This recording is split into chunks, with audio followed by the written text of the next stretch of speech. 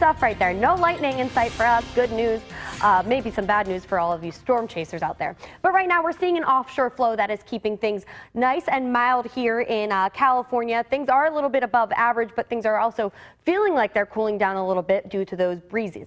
Right now we're live in Los Angeles where we're seeing a pretty skyline there, and in downtown Bakersfield, I love that cloud formation up there. 92 degrees. We're sitting right about where we should be for our high. Winds are about northwest at about 10 miles per hour, and your sun will set at around 8 o'clock this evening. Right now we're seeing 91 up in Porterville, 92 over at Edwards Air Force Base, 77 in Tehachapi, and then 70s and 60s along that central coast. A nice warm 85, but comfortable in Paso Robles. Wind speed's not an issue for the weekend. We are seeing 16-mile-per-hour winds sustained in Tehachapi and other parts of the desert, but other than that, you should have nothing to be concerned about if you are traveling. So here are those breezy conditions really heading into parts of Southern California. Going to cool things down for us just a little bit. At least we'll feel like we're cool, although we are still seeing high pressure off the coast. That will keep us nice and toasty, a little bit above average, but not for long, as we are tracking a low pressure, weak low pressure, but low pressure nonetheless. That should be coming in about midweek next week, dropping us into the upper 80s here along the valley floor, and then upper 70s in Tehachapi. So things are going to be nice and pleasant before things start to heat up again in a couple weeks.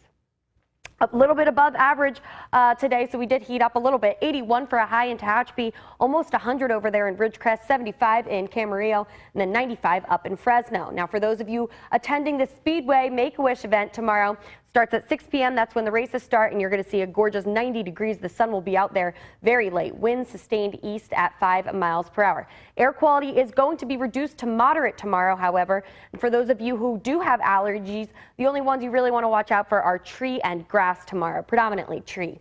So for Northern California, we're going to see 83 tomorrow, 66 in San Francisco, and then some fog is going to make its way into Central California, starting out with cloudy skies and clearing out throughout the evening.